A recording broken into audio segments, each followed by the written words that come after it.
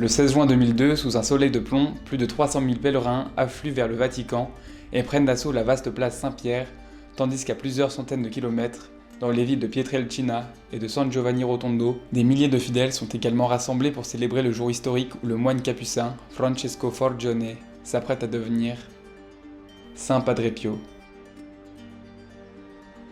Bonjour à tous, bienvenue sur Amen. Vous l'aurez compris, aujourd'hui nous allons parler d'un saint extraordinaire que j'apprécie beaucoup, Saint Padre Pio. Padre Pio est probablement l'un des plus grands saints de l'Église, en tout cas l'un des plus incroyables. Il est connu pour avoir eu une vie mystique très riche, avec de nombreux phénomènes miraculeux et complètement inexpliqués. Avant d'être le grand saint qu'il est devenu, Padre Pio s'appelait Francesco Forgione. Il est né en 1887 en Italie, dans la ville de Pietrelcina. Il est né dans une famille assez pauvre et très tôt, dès son enfance, il a manifesté un vrai attrait pour le Christ. À ses 5 ans seulement, on dit qu'il a eu sa première apparition du Christ. Alors personnellement, à 5 ans, j'avais pas tout à fait la même vie. Sa vocation pour la vie religieuse s'est donc dessinée assez rapidement. Il a rejoint les frères capucins dès ses 15 ans et 6 ans plus tard, à 21 ans, en 1909, il prononce ses vœux solennels et il devient Padre Pio. C'est dans le monastère de San Giovanni Rotondo qu'il va passer le restant de ses jours et que sa vie va basculer. Voilà 10 faits extraordinaires sur le Padre Pio.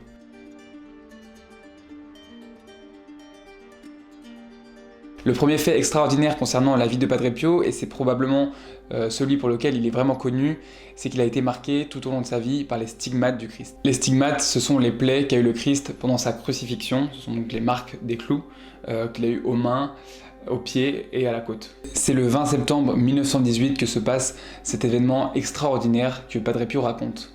Je vis devant moi un personnage mystérieux dont les mains, les pieds, la poitrine ruisselaient de sang. Je sentis mon cœur blessé par un dard de feu. Ce personnage disparut de ma vue et je m'aperçus que mes mains, mes pieds, ma poitrine étaient percés et ruisselaient de sang. Ces plaies ne le quitteront plus. Alors les premiers jours, parce que c'est quelqu'un d'assez humble et il veut pas attirer la lumière sur lui, il va essayer de les cacher. Et il va mettre des mitaines. D'ailleurs, ces mitaines, il les portera également toute sa vie. Mais très rapidement, des frères vont remarquer ces plaies à ses mains et vont commencer à faire passer le message, d'abord dans le monastère, puis ensuite la rumeur va se répandre dans tout le pays. Donc peu à peu, les pèlerins vont affluer pour venir voir ce phénomène exceptionnel et s'intéresser au personnage de Padre Pio. En revanche, si les fidèles sont très crédules, sa hiérarchie, elle, va être beaucoup plus prudente vis-à-vis du phénomène. Elle va d'ailleurs mettre Padre Pio en retrait et il va même être accusé d'une supercherie, d'avoir fait lui-même ses stigmates, c'est-à-dire de s'être automutilé.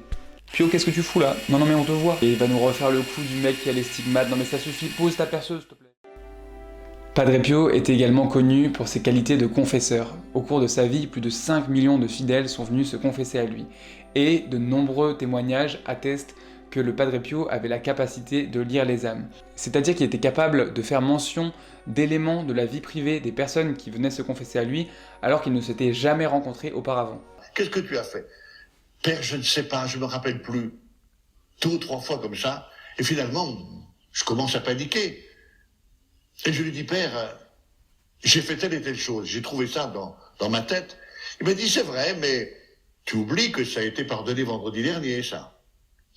C'était la stricte vérité. Alors là, je me suis senti désarmé complètement. Il m'a dit, mais il y a 2 ans, il y a eu ceci. Il m'a montré que là, dans des actions, pour moi, parfaitement anodines, le Seigneur avait souffert. Plusieurs personnes racontent aussi que le Padre Pio avait la capacité de parler dans le dialecte de la personne qui était en face de lui. Tous ceux qui se sont confessés à lui racontent à quel point il était attaché au sacrement de la confession et à quel point il prenait les choses au sérieux. Il lui arrivait à de nombreuses reprises de refuser des gens en confession parce qu'il sentait qu'il n'avait pas la ferme volonté de ne pas recommencer. Il confessait uniquement ceux qui venaient avec un réel désir de conversion. Troisième fait extraordinaire, le Padre Pio a annoncé à l'avance des événements qui se sont passés des années plus tard. C'est notamment ce qui se passe avec Karol Wojtyła, le futur pape Jean-Paul II, qui au moment où il rencontre Padre Pio était un simple prêtre polonais. Padre Pio, en le saluant, lui dit « Je salue en vous le futur pape ». Et il ajoute cette phrase extraordinaire, il lui dit « Votre tunique blanche sera maculée de sang ». Et en effet, des années plus tard, lorsque Jean-Paul II était fictivement pape, en 1981, sur la place Saint-Pierre, le pape Jean-Paul II est victime d'une tentative d'assassinat. Il y a le maillot de corps que le pape portait le jour de l'attentat place Saint-Pierre. Padre Pio avait la capacité à être présent au même moment à deux endroits différents. C'est ce qu'on appelle la bilocation et Monseigneur Damiani en est un témoin. Monseigneur Damiani, c'est un évêque uruguayen qui avait rencontré Padre Pio et lui avait demandé de venir le jour de sa mort le bénir. Padre Pio avait accepté et 4 ans plus tard, en Uruguay, il y a une grande fête avec plusieurs évêques qui se déroule. Monseigneur Barbieri est présent à cette fête et il entend quelqu'un toquer à la porte. Il s'agit d'un moine capucin qui lui dit que Monseigneur Damiani est mourant et qu'il faut aller tout de suite à son chevet. Les deux hommes se précipitent dans la chambre de Monseigneur Damiani, qui est en effet en train de mourir, et lui donnent une dernière bénédiction, et dans un dernier souffle, Monseigneur Damiani marque sur un bout de papier « Padre Pio » et il n'arrive pas à finir la phrase. Le moine capucin disparaît, mais au cours de cette soirée, tout le monde atteste avoir vu un moine capucin se balader dans les couloirs. Alors, pour en avoir le cœur net, Monseigneur Barbieri va se rendre à San Giovanni Rotondo. Et là, il va rencontrer l'homme qu'il avait croisé dans les couloirs du bâtiment, Padre Pio. Le Padre Pio a accompli de nombreuses guérisons. C'est aussi pour ça que les pèlerins étaient aussi nombreux à se rendre à San Giovanni Rotondo, parce qu'il y avait une véritable espérance de guérir en voyant le Padre Pio. Et de fait, de nombreuses personnes ont été guéries au contact du prêtre, et parfois même en étant en contact avec simplement des pansements qui servaient à panser les plaies des stigmates. Parmi les personnes qui ont été guéries, il y a par exemple Emma Di Giorgi. C'est une jeune fille qui était née sans pupille, donc elle était complètement aveugle, et elle avait décidé de faire sa première communion à San Giovanni Rotondo pour recevoir l'hostie des mains de Padre Pio. Et avant même d'arriver au monastère, elle a retrouvé la vue. Pendant le voyage, avant d'arriver à San Giovanni Rotondo, ou plutôt avant de rencontrer Padre Pio, j'ai commencé à y voir. Des guérisons comme ça liées à Padre Pio, il y en a des centaines. La température du corps de Padre Pio pouvait atteindre, tenez-vous bien, 48 degrés. Je crois qu'on n'a pas besoin de s'arrêter sur ce chiffre, c'est tout à fait exceptionnel pour un être humain. N'empêche que si on avait tous un Padre Pio à la maison aujourd'hui, la facture d'énergie serait bien moins coûteuse. Le Padre Pio dégageait une odeur particulièrement agréable. Alors je sais, dit comme ça fait un peu pub axe. Mais c'est sérieux et c'est un phénomène qu'on appelle l'osmogénésie dans l'église. Il a été attribué à plusieurs saints et c'est aussi ce qu'on appelle l'odeur de sainteté. C'est un parfum très caractéristique qui émane du corps de la personne, que ce soit de son vivant ou après sa mort. C'est-à-dire l'odeur de son cadavre. Certains témoignent avoir senti cette odeur parfois à plusieurs kilomètres de San Giovanni Rotondo. 8e fait extraordinaire, toute sa vie, le Padre Pio a lutté contre le diable. C'est quelque chose qui était particulièrement visible dans la célébration de ces messes.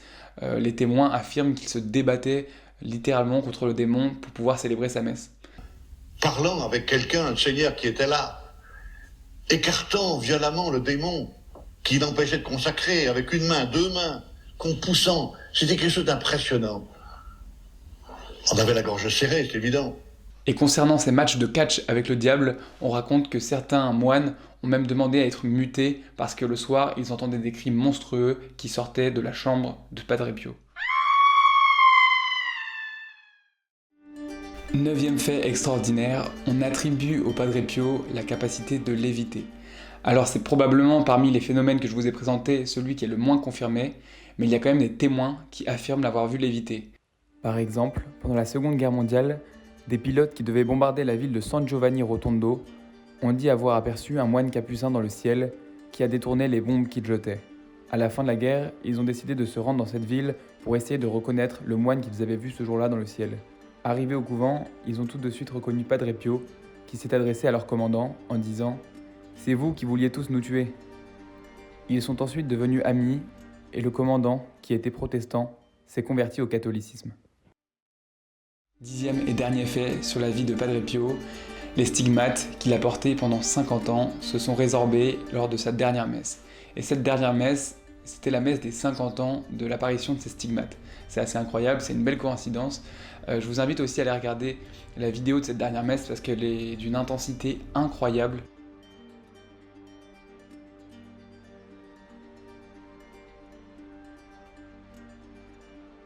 Juste à la fin de la messe, le Padre Pio s'est effondré, ses frères moines l'ont porté, l'ont ramené dans sa chambre et il mourra quelques heures plus tard. Voilà, on a fait le tour des phénomènes miraculeux sur la vie de Padre Pio. Franchement, après ça, vous pouvez aller vous coucher en vous disant que votre vie est misérable. Padre Pio a aimé le Christ de tout son cœur et lui a laissé toute la place, et c'est pour ça qu'au final, il a été uni même dans son corps à la souffrance du Christ. Son histoire miraculeuse peut nous questionner, on peut se demander pourquoi le Seigneur a donné autant de grâce à un seul homme, mais finalement, je crois qu'à travers Padre Pio, le Seigneur nous rappelle à quel point il peut tout faire de nos vies si la finalité, c'est l'amour. C'est la fin de cette vidéo, j'espère que vous l'aurez appréciée. En tout cas, moi j'ai pris beaucoup de plaisir à faire mes recherches sur Padre Pio. Franchement, je suis fasciné par ce personnage, j'espère que c'est aussi votre cas. Je vous dis à très bientôt, que la paix soit avec vous.